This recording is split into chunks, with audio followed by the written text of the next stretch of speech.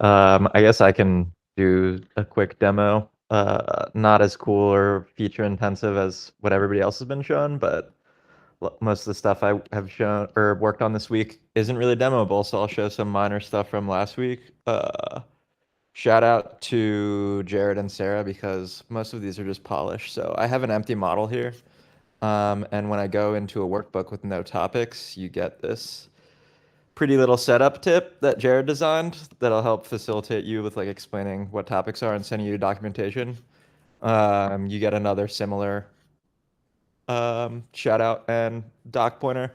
If you open up the field picker, that'll send you to docs as well.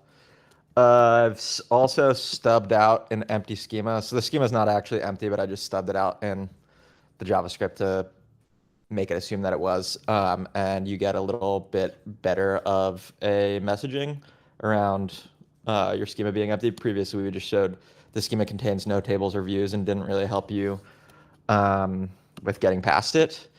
And the last little one, which Corey worked on with me, is around the Slack API and downtime that was there. It seems like, I mean, fingers crossed, hopefully it doesn't happen that often, but as more orgs have used Slack for deliveries, we've found some like volatility in the Slack API that seems to some degree out of our control. So I've stubbed out the response from the Slack API here to detect degraded performance, and now we don't throw a full page error if somebody tries to use the form when the API is down and not working. We just, give them a little indicator and tell them to come back. That's all I got.